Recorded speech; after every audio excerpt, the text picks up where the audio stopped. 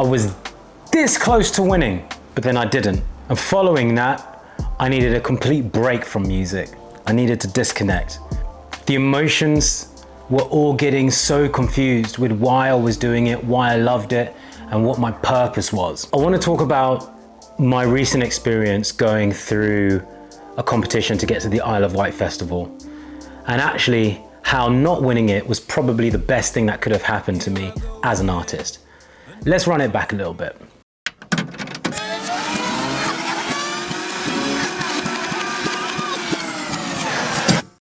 At the start of 2025, I got rolled into a competition which started out with 6,000 artists from across the UK, and the end goal was to get a slot at the Isle of Wight Festival.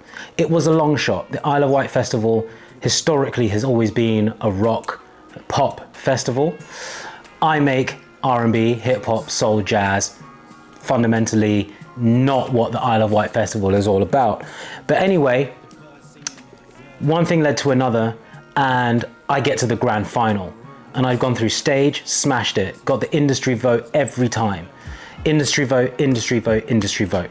And by the way, just to clarify what that means, the artist would get through based on either the audience vote or the industry vote, with the industry vote being the one to get. I got to the grand final and it was swept away from me. I was the only solo artist, and the emotions of what I was feeling was so intense.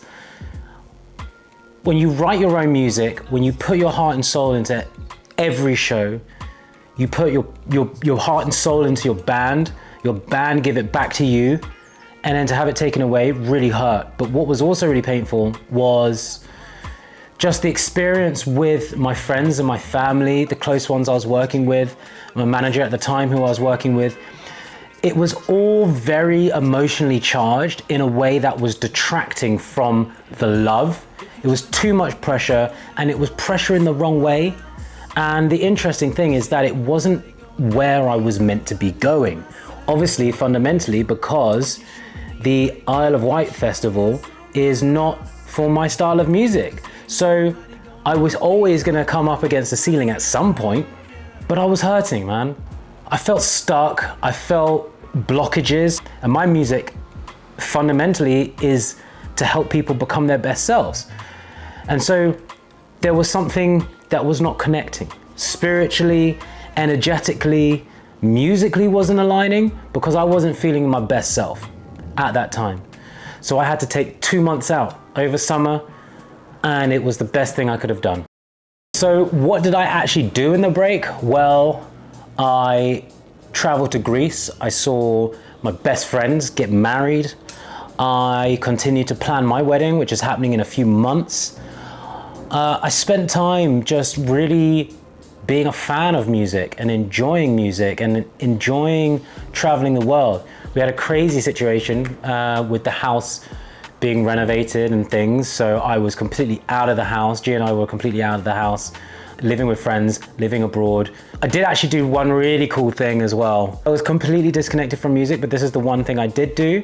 Went to a festival, a really cool invite-only festival in South Italy with some friends, and I ended up playing trumpet with 2 DJs, Raphael and Julius Sandstorm. Awesome DJs, you should 100% check them out. And that was really special, and that was a couple of weeks ago. So now, by the time you're watching this, 3 weeks on, I'm now writing new music to then release, which is super exciting. And what I want to do is I want to document the journey of returning back into the love of music. And I think I'm going to continue documenting this journey. I nearly fell out of love with music, but I just needed a break. And it's so important to have those breaks. And I want to document my restarting of writing music, releasing music, and finding the energy that I had way back when I started this out, just purely for the love and the purpose of what my music and my ability is.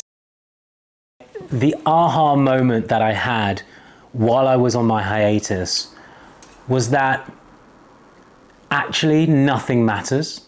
So just write, release, record. But also, nothing matters as long as you listen to yourself.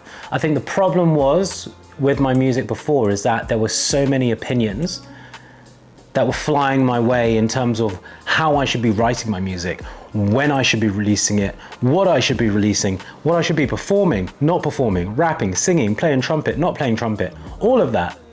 And it felt too contrived. Yes, it's important to have an artist brand, and it's important to, you know, have a sound that you're developing that people can come relate to. But the reality is that my sound is very diverse. I am a diverse artist, and I want to reflect that in my music. So if I'm going to spit hard bars, I'm going to spit hard bars. If I'm going to do soft jazz and play trumpet, I'm going to do that. If I want it to be purely percussive, if I want to write a beat, do instrumentals, I will do that. Because there's basically no point listening to everybody else who's not in it. Unless they've got really fucking good advice, I'm not gonna listen to it, basically. And I don't think any other artist should listen to it unless that person has really got the credentials that warrant you detracting from your path. Unless they do, just listen to yourself and trust yourself. But my aha moment was that it just doesn't matter. Do what you love, and if you love it enough, then it will come through. And I think that's one thing I really needed to push back on before, but the break, my hiatus, taught me that, because I felt so good when I was listening back to my music without the pressure of everything that was surrounding prior. I just listened and I loved, and I took things that I enjoyed from it and took that forward. The return, this next chapter, what is it going to be? It's going to be unapologetically old school, in the sense that it's just raw experimentation through my music. There's a whole side of my music that I've not tapped into as well, that a lot of people will know. From my days in Newcastle, I used to be an MC for house, for garage, for drum and bass. And there's that whole DJ culture which I'm quite tapped into. And my trumpet has taken me so many different places. Obviously my vocals has taken me so many places. So I'm bubbling on a project. But the main thing why I'm now putting this type of content onto YouTube is because I want to document my journey as a musician and everything that I'm doing from this point, because it feels like a rebirth. And I feel very excited about my mindset towards my music, if that makes sense.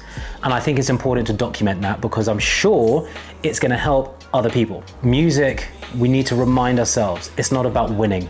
It's not about numbers. It's not about accolades, anything like that. It's about creating and creativity, and what that creativity gives to the world. That is the fundamental purpose and essence that we should be looking for in all the music that we enjoy, including mine.